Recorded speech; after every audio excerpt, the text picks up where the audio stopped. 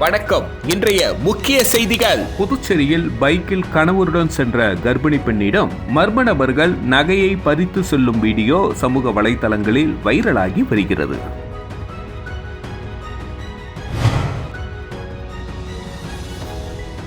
புதுச்சேரியில் முதன்முறையாக ஏழை குடும்பத்தை சேர்ந்தவரின் மகளுக்கு தனது சட்டமன்ற உறுப்பினர் அலுவலகத்தில் மஞ்சள் நீராட்டு விழா நடத்த உதவிய தொகுதி எம்எல்ஏ பிரகாஷ்குமாரின் செயல் பல்வேறு தரப்பினரிடையே வரவேற்பை பெற்றுள்ளது.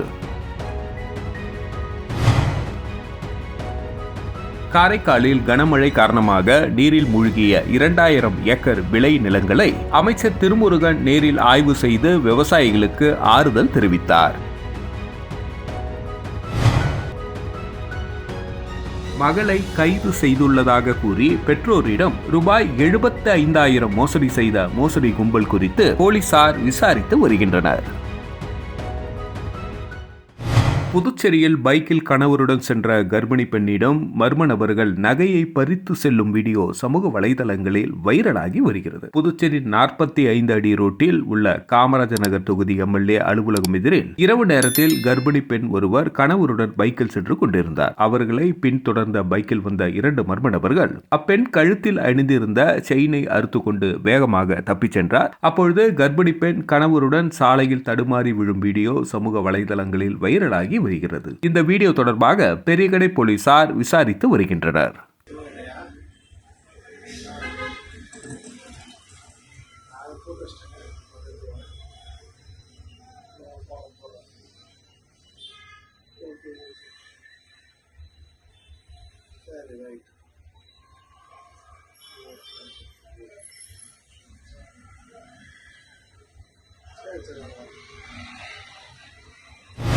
புதுச்சேரியில் முதன்முறையாக ஏழை குடும்பத்தை சேர்ந்தவரின் மகளுக்கு தனது சட்டமன்ற உறுப்பினர் அலுவலகத்தில் மஞ்சள் நீராட்டு விழா நடத்தி உதவிய எம்எல்ஏ பிரகாஷ்குமாரின் செயல் பல்வேறு தரப்பினரிடையே வரவேற்பை பெற்றுள்ளது. புதுச்சேரி முத்தியால்பேட்டை தொகுதியை சேர்ந்தவர் ஏழை தொழிலாளி சபீர். இவர் அதே பகுதியில் சாலையோரம் பழக்கடை வைத்துள்ளார். இந்த நிலையில் அவரது மகளுக்கு மஞ்சள் நீராட்டு விழா நடத்த அந்த பகுதியில் உள்ள பல்வேறு திருமண நிலையங்களை அணுகிய பொழுது அதிக விலை இருந்ததால் தொகுதி சட்டமன்ற உறுப்பினர் பிரகாஷ்குமாரை சந்தித்து சட்டமன்ற உறுப்பினர் அலுவலகத்தில் விழா நடத்த அனுமதிக்குமாறு கோரிக்கை விடுத்தார். இதனையடுத்து சட்டமன்ற உறுப்பினர் அலுவலகத்தில் விழா நடத்த பிரகாஷ்குமார் எம்எல்ஏ அனுமதி தந்ததுடன் அலுவலக ஊழியர்களை விழா முடியும் வரை உதவி செய்யுமாறு அறிவுறுத்தினார். இதனால் சட்டமன்ற உறுப்பினர் அலுவலகத்தில் வாழை மரம் தோரணம் கட்டி விழா வெகு விமர்சையாக நடைபெற்றது. இதனை தொகுதி மக்கள் மற்றும் வாகன ஓட்டிகள் ஆச்சரியத்துடன் பார்த்து சென்றனர். சட்டமன்ற உறுப்பினர் பிரகாஷ்குமார் செயல் தொகுதி மக்கள் மற்றும் பல்வேறு தரப்பினரிடையே வரவேற்பை பெற்றுள்ளது.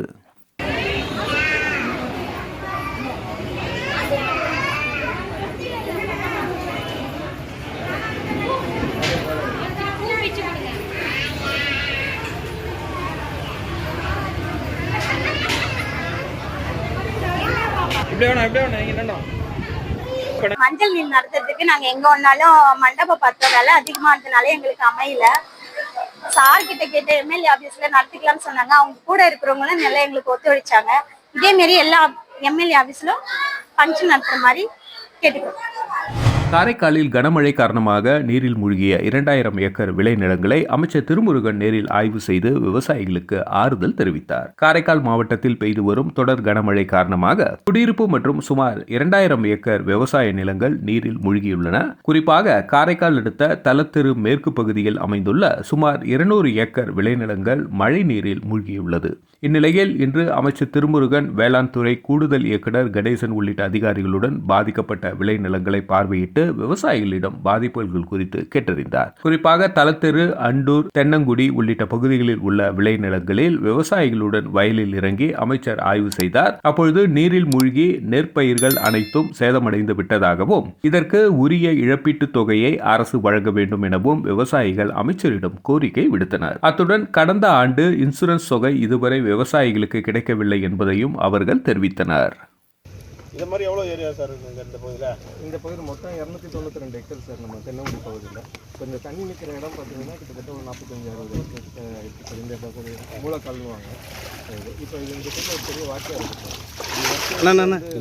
இந்த வாக்கியம் கொஞ்சம் வீக்காக இருக்கிறதுனால மழை பெஞ்சாலும் தண்ணி வாங்க மாட்டேங்குது. தண்ணியும் இதாக மாட்டேங்குது. வாய்க்கா வந்து துருவாடாமல் இருக்கா இல்லை வீக்காக இருக்குன்னா எந்த அளவுக்கு உடஞ்ச மாதிரி இருக்குது. உடஞ்சதுனால மழைனால எங்களுக்கு மழை தண்ணி வந்து அதனால போக மாட்டேங்குது. லெவல் வந்து ஒன்றா இருக்கும். ஒரு கடல் 5 நாளா தொடர் மழைனால எங்களுக்கு அதிகமாக பாதிச்சு. தண்ணி வந்து இதாகி மற்ற இடம்லாம் ஒன்றும் ப்ராப்ளம் இல்லை. அழுவ ஆரம்பிச்சிருந்தாங்க.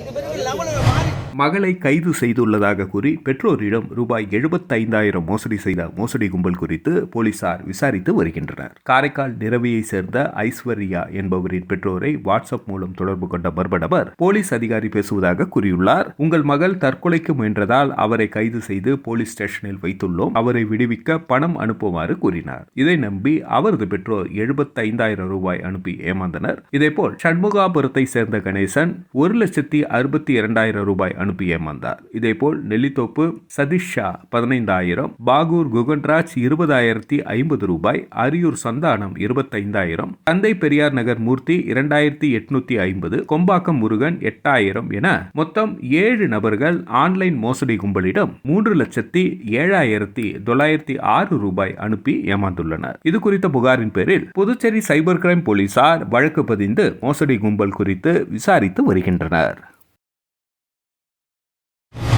பொது வெளியில் பேனர் விளம்பர பதாகைகள் வைத்தால் கிரிமினல் நடவடிக்கை எடுக்கப்படும் என புதுச்சேரி உழவர்கரை நகராட்சி ஆணையர்கள் எச்சரித்துள்ளனர். புதுச்சேரி மற்றும் உழவர்கரை நகராட்சி ஆணையர்கள் வெளியிட்டுள்ள செய்திக்குறிப்பில், இந்திய வானிலை ஆராய்ச்சி நிலையம் புதுச்சேரிக்கு விடுத்துள்ள புயல் மற்றும் கனமழை எச்சரிக்கை காரணமாக நகராட்சி பல்வேறு முன்னெச்சரிக்கை நடவடிக்கைகளை மேற்கொண்டு வருகிறது எனவும், அதன் ஒரு பகுதியாக பொதுவெளியில் வியாபார நோக்கத்துடன் வைக்கப்பட்டுள்ள பேனர்கள், விளம்பர பதாகைகள் போன்றவை வைப்பதை தவிர்க்க வேண்டும். அறிவிப்பை மீறி பேனர், விளம்பர பதாகைகள் வைப்பது தண்டனைக்குரிய குற்றமாகும். இதை மீறி வியாபார நோக்கத்துடன் வைக்கப்படும் பதாகைகள், அபாயகரமான விளம்பர பதாகைகள் போன்றவற்றால் அசம்பாவிதம் ஏற்பட்டால் அவர்கள் மீது கடும் நடவடிக்கை எடுக்கப்படும். மேலும் கிரிமினல் வழக்கு பதிய காவல்துறை மூலம் நடவடிக்கை எடுக்கப்படும் என குறிப்பிடப்பட்டுள்ளது.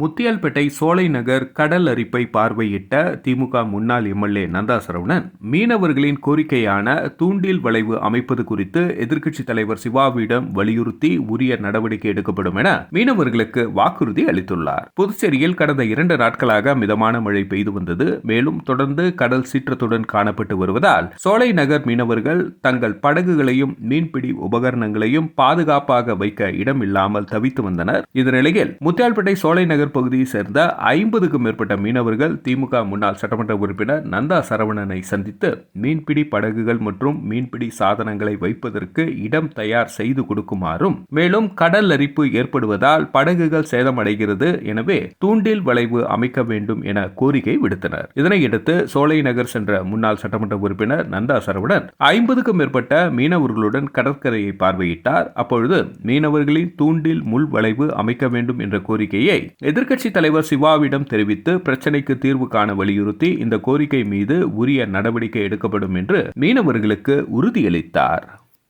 பாருங்க, அதை பொறுத்த வரைக்கும் நான் என்ன சொல்லிட்டாங்க, நம்ம வந்ததுக்கு அப்புறம் கண்டிப்பா செஞ்சு கொடுப்போம்.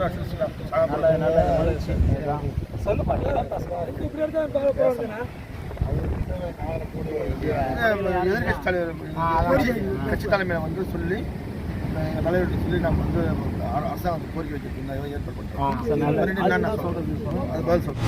தேசிய தத்தெடுப்பு மாதத்தை முன்னிட்டு மகளிர் மற்றும் குழந்தைகள் மேம்பாட்டுத்துறை சார்பில் நடைபெற்ற நிகழ்ச்சியினை மாவட்ட ஆட்சியர் குலோத்துங்கன், துறை இயக்குநர் இளங்கோவன் ஆகியோர் துவக்கி வைத்தனர். மத்திய அரசின் வழிகாட்டுதல்படி மகளிர் மற்றும் குழந்தைகள் மேம்பாட்டுத்துறை சார்பில் தேசிய தத்தெடுப்பு மாதம் 2024 காமராஜர் சாலையில் உள்ள தனியார் ஹோட்டலில் இன்று நடைபெற்றது. ஆதி திராவிட நலத்துறை மற்றும் மகளிர் மற்றும் குழந்தைகள் மேம்பாட்டுத்துறை பொறுப்பு இயக்குநர் இளங்கோவன் தலைமையில் நடைபெற்ற இவ்விழாவில் சிறப்பு விருந்தினராக மாவட்ட ஆட்சியர் குலோத்துங்கன் கலந்து கொண்டு இவ்விழாவினை தொடங்கி வைத்து சிறப்புரை ஆற்றினார். வளர்ப்பு, பராமரிப்பு மற்றும் வளர்ப்பு தத்தெடுத்தல் மூலம் வயதான குழந்தைகளுக்கு மறுவாழ்வு அளித்தல் என்பதனை முக்கிய நோக்கமாக கொண்டு இந்த நிகழ்ச்சி நடைபெற்றது. இந்த நிகழ்ச்சியில் மத்திய தத்து வள ஆதார மையம் துணை இயக்குநர் ரிச்சா, மாவட்ட குழந்தைகள் பாதுகாப்பு அதிகாரி ஜெயபிரியா தத்தெடுப்பு பற்றிய முக்கிய குறிப்புகளை வழங்கினார். இதில் குழந்தைகளை தத்தெடுக்க போகும் பெற்றோர்களுக்கும் தத்தெடுத்த பெற்றோர்களும் மற்றும் பெற்றோரும் தத்தெடுக்கப்பட்ட குழந்தைகளும் பங்கு பெற்று நடைமுறை குறித்த அனுபவங்களை பகிர்ந்தனர். இந்த நிகழ்ச்சிக்கான ஏற்பாடுகளை மகளிர் மற்றும் குழந்தைகள் மேம்பாட்டுத்துறை அதிகாரிகள் மற்றும் ஊழியர்கள் செய்திருந்தனர்.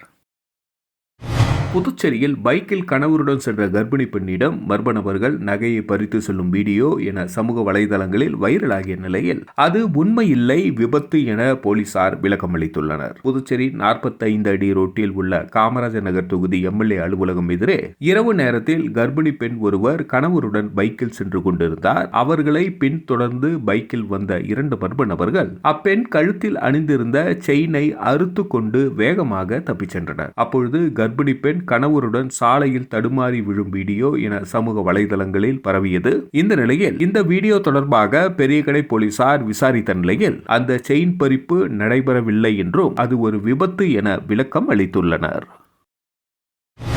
ஊசுடு சட்டமன்ற தொகுதிக்குட்பட்ட கூடப்பாக்கம் பகுதியில் அமைந்துள்ள புதிய குடிநீர் சுத்திகரிப்பு நிலையத்தை அமைச்சர் சாய்ஜே சரவணகுமார் திறந்து வைத்து பொதுமக்களின் பயன்பாட்டிற்கு அர்ப்பணித்தார். ஊசுடு சட்டமன்ற தொகுதிக்குட்பட்ட கூடப்பாக்கம் தாமரைக்குளம் பகுதியில் குடிநீர் நீர்த்தேக்க தொட்டி வளாகத்தில் பொதுப்பணித்துறையின் சார்பில் குடிநீர் சுத்திகரிப்பு நிலையம் அமைக்கப்பட்டது. ரூபாய் 10.62 லட்சத்தில் அமைக்கப்பட்ட புதிய சுத்திகரிப்பு நிலையத்தை இன்று ஆதி திராவிட நலத்துறை அமைச்சர் சாய்ஜே சரவணகுமார் தலைமை தாங்கி திறந்து வைத்தார். இந்த குடிநீர் சுத்திகரிப்பு நிலையம் மூலம் கூடப்பாக்கம், கோனேரிக்குப்பம், அகரம், உளவாய்க்கால் மற்றும் அதனை சுற்றியுள்ள பகுதிகளில் பொதுமக்கள் பயனடைய உள்ளனர். ரூபாய் 7 செலுத்தி கேனில் 20 லிட்டர் குடிநீரை பெற்றுக் கொள்ளலாம். இந்த சுத்திகரிப்பு நிலையம் தினசரி 8000 லிட்டர் குடிநீரை சுத்திகரித்து பொதுமக்களுக்கு வழங்கும். குடிநீர் சுத்திகரிப்பு நிலையம் திறப்பு விழாவினை முன்னிட்டு அமைச்சர் சாய்ஜே சரவணகுமார் 100 நபர்களுக்கு இலவச தண்ணீர் கேனை வழங்கினார். இந்த நிகழ்ச்சியில் பொதுப்பணித்துறை அதிகாரிகள், தொகுதி பாஜக நிர்வாகிகள் உட்பட பலர் கலந்து கொண்டனர்.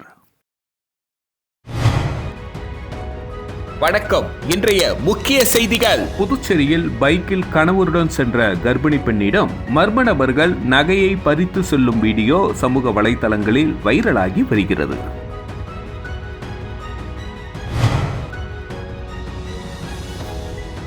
புதுச்சேரியில் முதன்முறையாக ஏழை குடும்பத்தை சேர்ந்தவரின் மகளுக்கு தனது சட்டமன்ற உறுப்பினர் அலுவலகத்தில் மஞ்சள் நீராட்டு விழா நடத்த உதவிய தொகுதி எம்எல்ஏ பிரகாஷ்குமாரின் செயல் பல்வேறு தரப்பினரிடையே வரவேற்பை பெற்றுள்ளது.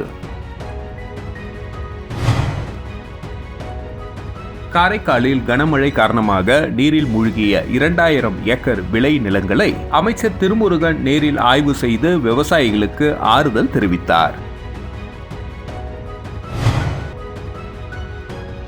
மகளை கைது செய்துள்ளதாக கூறி பெற்றோரிடம் ரூபாய் 75,000 மோசடி செய்த மோசடி கும்பல் குறித்து போலீசார் விசாரித்து வருகின்றனர். செய்திகளை உடனுக்குடன் தெரிந்து கொள்ள கிரியேட்டிவ் மீடியா நியூஸ் யூடியூப் சேனலை சப்ஸ்கிரைப் செய்து கொள்ளுங்கள். நன்றி, வணக்கம்.